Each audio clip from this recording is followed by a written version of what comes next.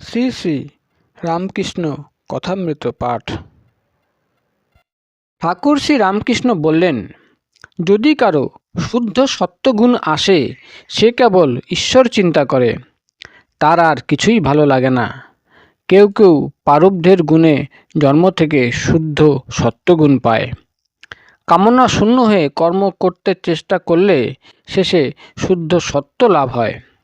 রজ মিশানো সত্যগুণ থাকলে ক্রমে নানা দিকে মন হয়, তখন জগতের উপকার করব এইসব অভিমান এসে জোটে। জগতের উপকার এই সামান্য জীবের পক্ষে করতে যাওয়া বড় কঠিন। তবে যদি কেউ পরোপকারের জন্য কামনা শূন্য হয়ে কর্ম করে, তাতে দোষ নাই, একে নিষ্কাম কর্ম বলে।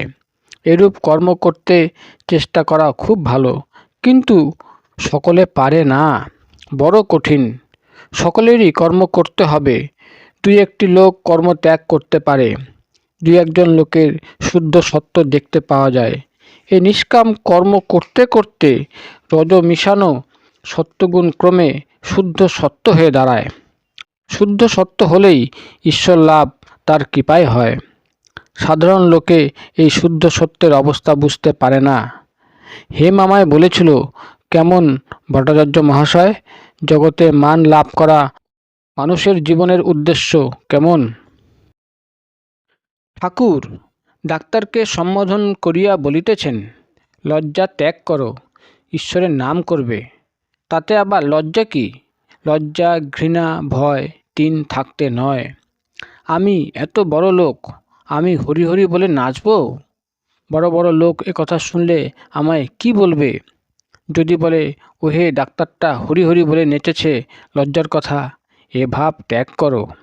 ডাক্তার বললেন, আমার ওদিক দিয়ে যাওয়া নাই, লোকে কি বলবে আমি তার তোয়াক্কা করি না। ঠাকুর শ্রীরামকৃষ্ণ বলেন, তোমার উটি খুব আছে। সকলের হাসি। দেখো, জ্ঞান অজ্ঞানের পার হও, তবে তাকে জানতে পারা যায়। নানা জ্ঞানের নাম অজ্ঞান। পাণ্ডিত্যের অহংকারও অজ্ঞান। এক ঈশ্বর সর্বভূতে আছেন, এই নিশ্চয় বুদ্ধির নাম জ্ঞান। তাকে বিশেষ রূপে জানার নাম বিজ্ঞান। যেমন পায়ে কাঁটা বিঁধেছে, সে কাঁটাটা তোলবার জন্য আর একটি কাঁটার প্রয়োজন। কাঁটাটা তোলার পর দুটি কাঁটাই ফেলে দেয়। প্রথমে অজ্ঞান কাঁটা দূর করবার জন্য জ্ঞান কাঁটাটি আনতে হয়, তারপর জ্ঞান অজ্ঞান দুইটিই ফেলে দিতে হয়। তিনি যে জ্ঞান অজ্ঞানের পার। লক্ষ্মণ বলেছিলেন, রাম, এ কি আশ্চর্য! এত বড় জ্ঞানী স্বয়ং বশিষ্ঠদেব পুত্র শোকে অধীর হয়ে কেঁদেছিলেন। রাম বললেন, ভাই, যার জ্ঞান আছে তার অজ্ঞানও আছে, যার এক জ্ঞান আছে তার অনেক জ্ঞানও আছে, যার আলো বোধ আছে তার অন্ধকার বোধও আছে। ব্রহ্ম জ্ঞান অজ্ঞানের পার, পাপ পুণ্যের পার, ধর্ম অধর্মের পার, সূচি অসুচির পার। এই বলিয়া ঠাকুর শ্রী রামকৃষ্ণ রামপ্রসাদের গান আবৃত্তি করিয়া বলিতেছেন, আয় মন বেড়াতে যাবি, কালী কল্পতরু মূলে রে চারিফল কুড়ায়ে পাবি। শ্যাম বসু ঠাকুরকে বললেন, দুই কাঁটা ফেলে দেওয়ার পর কি থাকবে? ঠাকুর শ্রীরামকৃষ্ণ বললেন, নিত্য শুদ্ধ বোধরূপম। তা তোমায় কেমন করে বুঝাবো? যদি কেউ জিজ্ঞাসা করে ঘি কেমন খেলে, তাকে এখন কি করে বুঝাবে? হদ্দ বলতে পারো? কেমন ঘি না যেমন ঘি? একটি মেয়েকে তার একটি সঙ্গী জিজ্ঞাসা করেছিল, তোর স্বামী এসেছে, আচ্ছা ভাই, স্বামী এলে কিরূপ আনন্দ হয়? মেয়েটি বললে, ভাই, তোর স্বামী হলে তুই জানবি। এখন তোরে কেমন করে বুঝাবো? পুরাণে আছে, ভগবতী যখন হিমালয়ের ঘরে জন্মালেন, তখন তাকে মা নানা রূপে দর্শন দিলেন। গিরিরাজ সব রূপ দর্শন করে শেষে ভগবতীকে বললেন, মা, বেদে যে ব্রহ্মের কথা আছে, এইবার আমার যেন ব্রহ্ম দর্শন হয়। তখন ভগবতী বললেন, বাবা, ব্রহ্ম দর্শন যদি করতে চাও তবে সাধু সঙ্গ করো। ব্রহ্ম কী জিনিস মুখে বলা যায় না।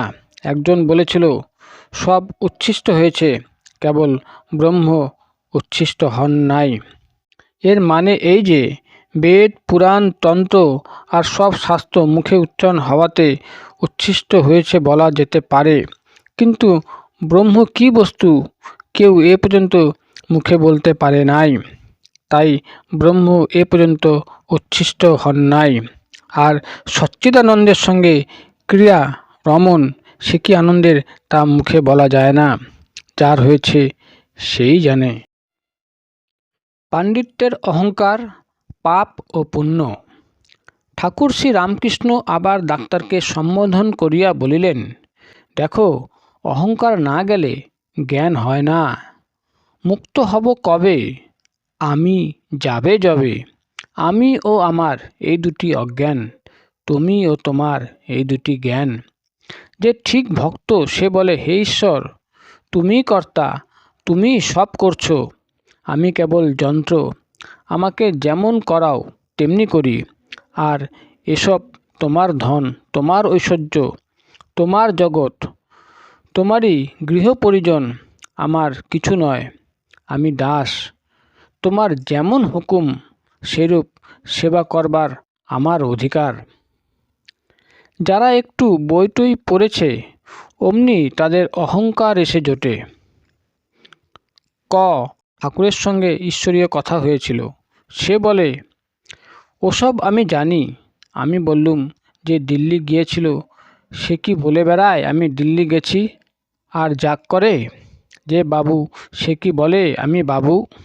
শ্যাম বসু বললেন, তিনি অর্থাৎ আপনাকে খুব মানেন। ঠাকুর শ্রীরামকৃষ্ণ বললেন, ওগো বলবো কি, দক্ষিণেশ্বরে কালীবাড়িতে একটি মেথরানির যে অহংকার! তার গায়ে দু একখানা গহনা ছিল। সে যে পথ দিয়ে আসছিল সেই পথে দু একজন লোক তার পাশ দিয়ে চলে যাচ্ছিল। মেথরানি তাকে বলে উঠল, এই সরে যা। তা অন্য লোকের অহংকারের কথা আর কি বলবো। শ্যাম বসু বললেন, মহাশয়, পাপের শাস্তি আছে অথচ ঈশ্বর সব করছেন, এ কীরকম কথা? ঠাকুর শ্রী রামকৃষ্ণ বললেন, কি তোমার সোনার বেনে বুদ্ধি? নরেন্দ্র বললেন, সোনার বেনে বুদ্ধি অর্থাৎ ক্যালকুলেটিং বুদ্ধি। ঠাকুর শ্রী রামকৃষ্ণ বললেন, ওরে পদ, তুই আম খেয়ে নে। বাগানে কত শত গাছ আছে, কত হাজার ডাল আছে, কত কোটি পাতা আছে, এসব হিসাবে তোর কাজ কি? তুই আম খেতে এসেছিস, আম খেয়ে যা। শ্যাম বসুর প্রতি ঠাকুর বলছেন, তুমি এ সংসারে ঈশ্বর সাধন করবার জন্য মানব জন্ম পেয়েছ। ঈশ্বরের পাদপদ্মে কীরূপে ভক্তি হয় তাই চেষ্টা করো। তোমার এত শত কাজ কি? ফিলোজফি লয়ে বিচার করে তোমার কি হবে? দেখো, আত্মমদে তুমি মাতাল হতে পারো। চুরির দোকানে কত মন মদ আছে, এ হিসাবে তোমার কি দরকার?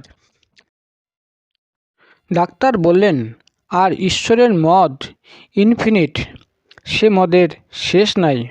ঠাকুর শ্রীরামকৃষ্ণ শ্যাম বসুর প্রতি বলছেন, আর ঈশ্বরকে আম মোক্তারি দাও না, তার উপর সব ভার দাও। সৎলোককে যদি কেউ ভার দেয় তিনি কি অন্যায় করেন? পাপের শাস্তি দিবেন কি না দিবেন সে তিনি বুঝবেন।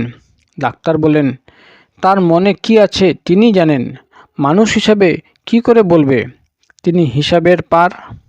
ঠাকুর শ্রীরামকৃষ্ণ শ্যাম বসুকে বলছেন, তোমাদের ওই এক। কলকাতার লোকগুলো বলে ঈশ্বরের বৈষম্য দোষ, কেননা তিনি একজনকে সুখে রেখেছেন, একজনকে দুঃখে রেখেছেন। নিজের ভিতরও যেমন ঈশ্বরের ভিতরও তেমনি দেখে।